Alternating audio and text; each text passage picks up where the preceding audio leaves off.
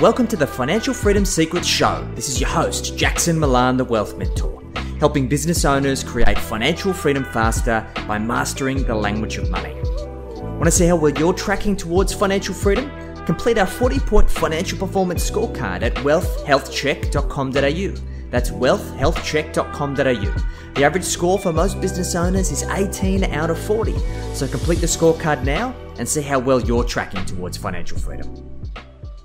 G'day guys, this is Jax Milan, the Wealth Mentor, and we're here for another episode of Financial Freedom Secrets. I've got a new friend of mine here today, and I've been very excited for this conversation. Isaac and I have been chatting behind the scenes for quite a few months now. I've always been incredibly intrigued about his area of genius, which is all about mindset, but a very particular form of mindset around using hypnotherapy and hypnosis as a modality in order to create change around these kind of invisible ceilings that we often encounter in business and money. So really excited to unpack his journey today, share some of his genius with you, and hopefully deliver some amazing value. So Isaac, thanks for joining us, mate. How you doing? Hey, my pleasure. Great to be here, Jackson. And Isaac, give us a little bit of background for anybody who doesn't know you. Who are you and what do you do exactly, mate? Yeah. Well, the name's Isaac Lomman, as you mentioned, and I'm born and raised here in Adelaide, South Australia, and I'm a hypnotist, and that's kind of everything that kind of gets conjured up from that word is pretty much what you could ascribe to what I do. So it could be that you might think of hypnosis as stage hypnosis and people doing wacky stuff on stage. I do that. You could be helping people make a change in their life, maybe quitting smoking or losing weight or getting their mindset, to overcome any limiting beliefs that they might have. I do that too. I also, do hypnosis training and teach people all this kind of stuff as well. So, kind of got a lot of layers and levels to it, and it's been a very fun, exciting, crazy journey over the last sort of 12 years that I've been doing this work. Amazing, mate. So let's start right back at the beginning, Isaac. What got you interested in hypnosis and pursuing this road that you've been down, mate?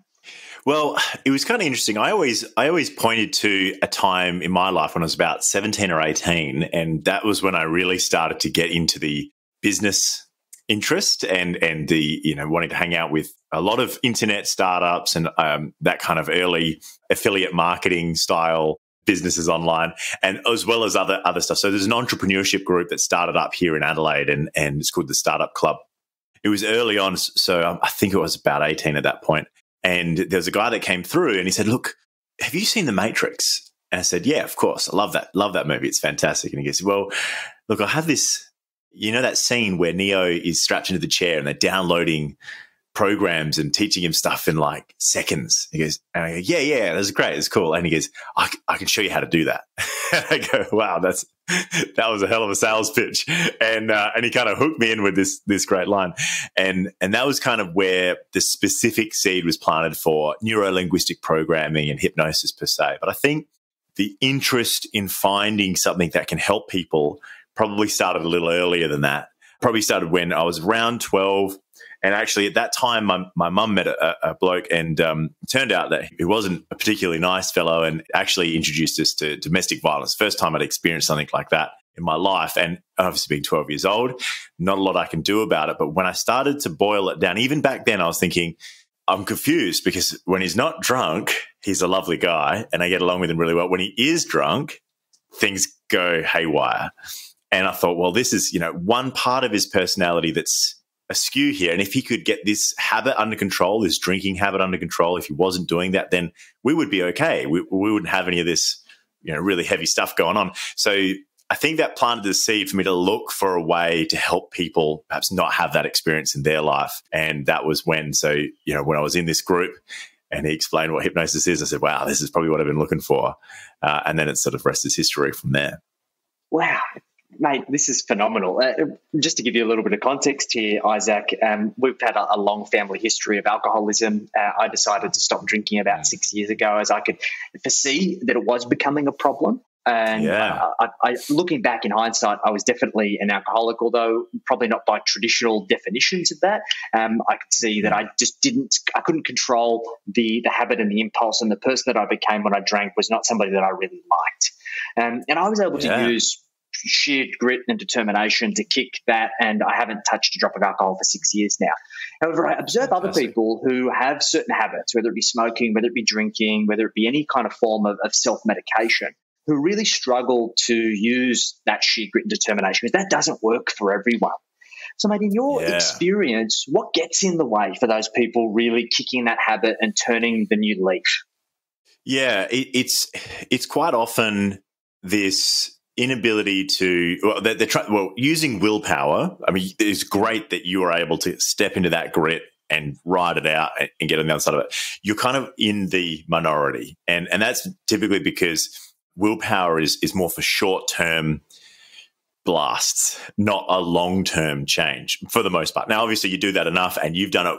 Obviously, it's 6 years now. It's a pattern for you, which is great, pattern to be sober. So that's fantastic. For many people, they're trying to use willpower when really this is all situated in the subconscious mind where habits exist and form and exist and get reinforced. So quite often it's an inability to kind of listen to that part of their mind.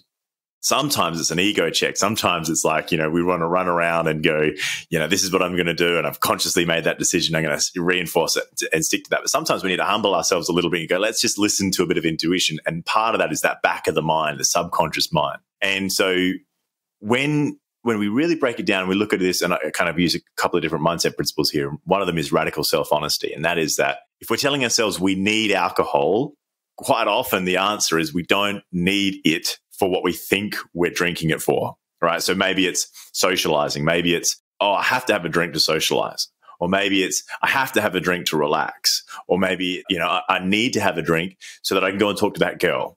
And so those patterns, and those are quite often the self-talk people would have. If we boil it down, we actually don't need alcohol to do any of those things. And so when we step into that place, we can start to realize, there's more options available to meet the need that's behind the habit. And that's what's really important. So if our unconscious mind has somehow picked up along the way a belief that we need alcohol to solve these problems or this particular problem that it's going after, then it's not open to new ideas. So we can relax in so many different ways, right? We can do breathing, we can, jump in the sauna or a nice warm bath or all these other kind of very practical ways. And then there's the mental side of things, could be the mindset or mindfulness or self-hypnosis or all sorts of ways that we can relax, right? But if we only think that drinking can do that for us, then we're going to keep doing that because that's what it's trying to meet that need rather than necessarily the alcohol. So some of it's that putting the ego aside for a little bit and then listening to that unconscious and having that conversation so that we can bring back that radical self-honesty into the equation. It's really interesting, mate, because now I reflect back on it from everything you've just said, and it hit the nail on the head. I think very, very much when I was drinking, because I didn't define myself as the kind of traditional idea of being an alcoholic, like drinking every day, impacting my work, all of these things. I was very much a functional alcoholic. But I was very lucky in terms of my getting sober because I'd manufactured these environments and these external things that meant that willpower was a part of it. It was the short-term part that got me to make the decision in the first place. But there were so many other things that I'd implemented by chance that would create an environment that was conducive to me kicking that habit. And it could have been any number of factors that could have had me fall off the wagon. And I see so many people walk this same path and fail, whether it be around smoking. My business partner, Sam, I've been trying to convince him to stop smoking for years. So hopefully this is a bit of a reminder. But we also see it in money, Isaac, right? We see entrepreneurs who make these excuses like, I'll deal with the money stuff later. I'll deal with wealth later. I just need to hit my 100K month, or I just need to achieve this milestone or that milestone. And they create these excuses or these rationalizations to reinforce their existing habits and behaviors that quite frankly don't serve them. Yeah. It's quite interesting, isn't it? Very, very. The crossover is in all areas, really. And these stories that we tell ourselves, these narratives, that they are the basis of what our life and our experience is and our existence is. So if the stories that we're telling ourselves now in the moment are not entirely 100% truthful, then who's going to wear that consequence down the track, right? It's not the people around you, although some people that depend on us as business owners, they will probably experience some of it, but it's us. It's our responsibility to go, am I being truly honest and truly truthful with myself right here in the moment. It's what I'm telling myself, actually, the true reality of the situation. And so when you say, do you need to get those 100K months, that need, that word is good for certain things. But in this case, if someone's having financial difficulty or they haven't stacked things up in the right way, and then they're telling themselves this story, that word need becomes very, whenever it comes up, we can start to use that as a trigger. Oh, do I really need to hit the 100K to get the other stuff in place, or whatever it might be that perhaps you're coaching them on or they're working on at the moment? So it's interesting, mate, because I've worked with some mindset coaches in the past, and they've helped me to become aware of my language. Language has a lot of power, right? We extract those synapses from different places when we start talking about in these particular ways, and we don't even think about it, right? It is what it is. It's kind of the status quo. And I remember working with a mindset coach. I said, I'm like a shark. If I need to keep moving. If I stop moving, I'll die. And she pulled me up. She said, whoa, Jackson, let's unpack this for a second. Where is that coming up in your life? And I think there's so many people that go through life and business with these preconceived ideas of the value of money and the value of wealth. And they end up becoming a prisoner to their own beliefs and kind of these constraints that they've placed upon themselves. Is that consistent with your experience and your observations, Isaac, when you observe entrepreneurs when they're kind of going on their journey? Absolutely. And those beliefs that ultimately end up holding us back. Now, it's really interesting. So the way I break a lot of this down is when I'm doing stage work, that is me demonstrating putting someone into hypnosis. But when I start to work with someone in their mindset, quite often my role there is to take them out of hypnosis, because they've set up a belief in their mind that they're locked around and they can't see a reality outside of that particular belief. And that ends up holding them back or tripping them up time and time again at that unconscious level, that subconscious level. So yes, I see that quite a lot in terms of those beliefs and how people will quite often cling to them. And when we realize them, when we break them down, that's where quite a lot of my work is bringing back some of the logic and the rational mind into gear. Because if we're wrapped around a belief it doesn't make true sense, then we're in hypnosis, right? It's not the reality necessarily. We're just running on suggestion. Sometimes that's dogma from other people that we've just picked up along the way. Sometimes it's a past experience and we're running it through the filter of past reference, which is one way of learning things. But so many people take that past reference or that filter and then just generalize it to all things to do with money, or all things to do with business, or all things to do with people or a certain type of person, right? Quite often that's just it's a function of having enough brain energy and how we can serve that. But when we see a problem, if we can recognize that past reference is now a problem, then we can maybe get a little bit more nuanced with our approaches on some of those things. Makes a lot of sense, mate. Let's take a little bit of a shift of tact here, Isaac, because I think there's a lot of stigma that comes with hypnosis. I know that I've come to really value inner game work and allowing people kind of into my inner psyche to help me unpack it and become a better person. And it's been one of the most valuable investments that I've ever made, of working with people like yourself who have allowed me to lift my perspective of what is possible. But many people fear this, right? They feel like somebody's going to get into their head and kind of tinker around with what makes them who they are. So, mate, should people be fearful? Can you maybe talk a little bit about that process and help people come to terms with how you go about helping them make this change? Yeah, absolutely. So Hollywood and to some degree stage shows have a bit to answer for with that fear. And a lot of that is the dramatization of this whole concept of the puppeteer and the marionette, and that the subject becomes, the puppet on the string. And the reality is, whilst it's set up to look like that on stage, that's not actually the case, that no one's particularly under the power of the hypnotist. In fact, I look at the work that I do as just leading people into a place that's already there in their own mind, that they've already accessed thousands of times before, and ultimately teaching them how to access it again in this wonderful natural trance state of mind. So firstly, that's a big part of it. Everything that happens up on stage is not necessarily that they are a blank robot that's been programmed by the hypnotist. It's more an idea. That moment in time is favorable or fun or gives them some kind of payoff. And that is where they lock their mind around it. So they just don't necessarily care about the external stimuli or people or watching or any of the social conditioning that's been produced over the years of their life, right? So that stuff gets put aside and the idea becomes the big one. So that is what's happening on stage.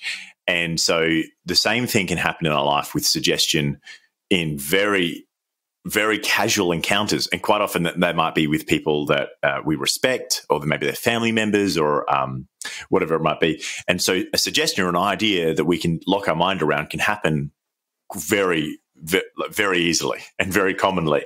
So that idea of suggestions and wrapping up and creating beliefs from that it can happen from a trance, or it can just happen from a great idea that we stick with. But it's this notion of it being fearful or that we're out of control. True hypnosis, where it's a hypnotist and a hypnotee, is a experience of voluntary non-volition. So there are points where we feel like there's something else going on here. There's another part of our experience or our being that's kind of involved in the process, which is the subconscious mind. But that is something that you've decided to do. It doesn't happen typically without your knowledge in that way, in that sense of like, for example, if somebody's hand is lifting and raising and moving and twitching or whatever it might be to give the subconscious communication, that's something that they've decided to do to solve a problem. And using hypnosis for change, and coming to someone like myself or any other hypnotherapist or mindset coach who's trained in hypnosis, is this discovering of this trance state of mind, which it's quite often it's a way to laterally think. So it's a creative state of mind. It's a place where if there's a problem there, we can kind of zoom out, zoom in, step to the side, look for new ways of solving a problem. And those are all very powerful, positive states of mind. And the payoff, the benefits is just phenomenal. Yeah, I can speak to that, Isaac. I'm a very visual person. I also have ADHD, so I've already got like millions of ideas that are flying around every single second of the day. And discovering these trance states where I can channel that creativity and be facilitated to a really vivid and clear picture of what I want or the obstacle that's in my way, and kind of work my way through it has been super, super powerful. And it's very hard to explain unless you've actually been through it. But I know that heading into it, I had a lot of irrational fears, right? That I thought that I was going to have to come face to face with a lot of things, maybe suppressed traumas or things I've maybe never thought about. And it can be really confronting, but I found that through going through the process, I've found a lot of peace in coming to those kind of those roadblocks and things that are getting in my way. Do many people have irrational fears about kind of like discovering these suppressed memories or these kind of past traumas that maybe they've tried to bury and forget? Yeah, there's certainly some people that worry what's going to come out in the session. What am I going to say? What's going to come up? And quite interestingly, so if they know there's something there that they want to resolve consciously, then that's great. We'll go there. But for the most part, a lot of this stuff happens without content. So hypnosis, unlike talk therapy, say cognitive behavioral therapy or some of the other more established talk therapies, it can be very content-free because I'm facilitating almost a meeting and a conversation between you and your subconscious mind, and they kind of resolve a lot of that themselves. So without it even being discussed out loud. So that's one thing to kind of go, well, if you're really worried about trauma coming up, then there's a very good chance if you send a good hypnotist and you say, look, I kind of want to keep this fairly content-free. Can you do a content-free session? Then yeah, sure, we can do that. And sometimes, it is when you come to someone, it's a part of that is to give you the confidence and the courage to face some of these things. So if we know that there's something there and we need a bit of hand-holding to go through that, then that's a very cathartic experience to kind of put a lot of that to bed. And I often talk about those traumas, and when I say traumas, some of it's big stuff. Some of it's, stuff that we really don't want anybody to go through. Sometimes it's, something violent or something, that really is horrible stuff. But sometimes it's very small too. Sometimes it's just a parent that's talked to us sharply and it sticks. Like I had a client and she was 70 odd years old, and fear of heights, and that extended to flying. And that came from a memory when she was 5 years old and she was balancing along the front wall of her home, and her mum came out and yelled at her and told her to get off. And it's just something a little like that. And that, wow, at the subconscious level was traumatic for her. So it was quite interesting. So traumas can be fairly small for some people. Sometimes they're really big. We can look at them, have the courage, because that is a big part of this, is some of the times the courage to go, you know what, I'm going to face this now and I'm going to deal with it. And I call it quite often like these things are niggling at the back of our mind to often take away a lot of that cognitive energy I was talking about. It's like an open loop that's sort of bubbling under the surface. And once we close that loop, then we can just get back to being a little bit more grounded in the moment, be able to focus on what we need to focus on. And we find that we've got more energy to deal with the in the day, the problems that are coming down the track, the things that we need to solve that are just your everyday business problems or your everyday family or relationship stuff that you want to deal with. So yeah, closing those loops is really important. Having the courage to do that has a lot of benefit and a lot of payoff. We often have these things, a perception out of that moment, in that moment. So for example, as a 5-year-old, she's very limited in what she knows of the world. But she made a decision as a 5-year-old that heights are very dangerous because of what her mum was saying. Now, when she grows up and she's 70 years old and she realizes there's so much more going on and she can take a new perspective from her years of experience, then all of a sudden she was 2 weeks later over on the London Eye sitting on the outside looking down enjoying the sights. And that was fantastic feedback for her. And so, that's an example of a limitation that was created by, this perception or a belief that occurred out of a minor trauma in that case, but it's the same thing with both big and small. And it is really fascinating, right? And as a layperson without this skill set around this modality, you would have never even thought to look for the solution there, and to think that she's gone like nearly for 65 years basically carrying this relatively small thing in isolation, but had been made huge because of 5-year-old's perspective on that matter and the impact that's had. But even just resolving that and the quality of life moving forwards is phenomenal. And I think this is an interesting part, Isaac, that we observe, that particularly when we talk about money and wealth. Money and wealth are byproducts of other actions that need to take place in order for that to be the result. I think many people go to the money to make the solutions, and a lot of those solutions need to happen beforehand. And we work a lot on the logical systems and frameworks that support creation of money. But then there's also the mindset piece, which is not our area of expertise, and the reason why we work with great people like yourself. So, Isaac, in your experience, particularly for entrepreneurial people, what are the kind of symptoms or warning signs whereby getting help from someone like you will actually really help them get a better handle on their money and create better financial outcomes for themselves and their families? Yeah, it's really, perhaps if you're starting to find that procrastination's coming up, like consciously there's a thing you must do to get the money, but everything seems to be getting in the way. It's like there's an incongruency there. There's something inside saying we can't do that thing that we know we're capable of doing. We have the skills to do it. We know we need to do it because it's really clear in our plan or in our outcome analysis that we have to do that thing. But we find we're either procrastinating or we're not doing it properly or to the degree we perhaps should be. Then that kind of starts to give you a bit of a warning sign that there's something internally at some level. Maybe there's a part of you that's learned something about wealth or receiving wealth or providing value or being paid for that value or whatever it might be. Like I said, they can come from all sorts of things. It might be just a conversation as a child that you might have even overheard that doesn't really stack up.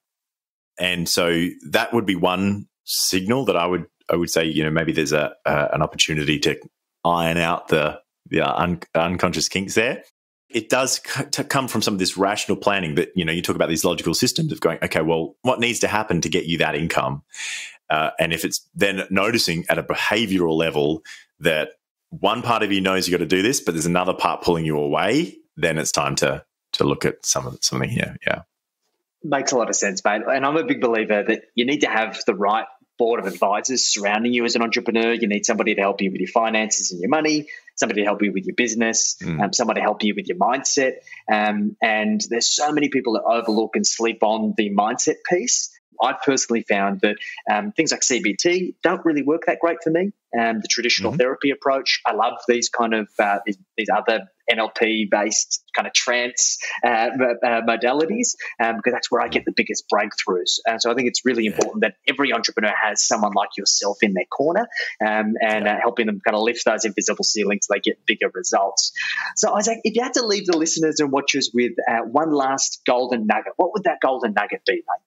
It's really to introduce some form of trance into your life. So that could be a 3-minute self-hypnosis protocol. It could be 13-minute mindfulness practice of just recentering back to this space right here, really, in the third eye, they call it, and just giving yourself time to spend in trance, to focus and listen to what's coming up from the unconscious mind. So if you've got no practice at all of any kind of trance state right now, introduce it. And it doesn't have to be for an hour or hours on end, which a lot of people think is the case. It doesn't even have to be that 13-minute one. It can literally be 3 minutes where you can access this kind of more flow state where things are coming together, where you can just let your mind wander and come back around to an idea or a goal that you've got. So, I have a self-hypnosis program that people can jump onto and to learn how to go into hypnosis, and I sort of step people through. So that's certainly, we'll make that available to your people. Beautiful. But if it's not that one, then it could be an active trance or a passive trance. So it could be, so self-hypnosis is typically passive, and so is meditation.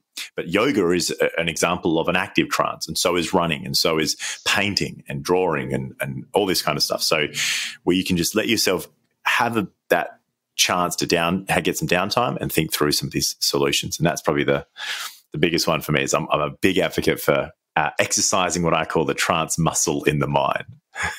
I love it, mate. I know that my reflection practice and my version of this has been one of the most powerful tools that I've been taught, and it's allowed us to create an immense level of business and financial success. And too few people do it because they're fearful of stopping. So don't be the shark. Don't feel like if you stop, you're going to die. You need to stop and reflect. So that's super valuable advice, mate. So if people have really enjoyed this conversation, Isaac, and they want to get in touch with you, what's the best way for them to reach out to you to have a chat?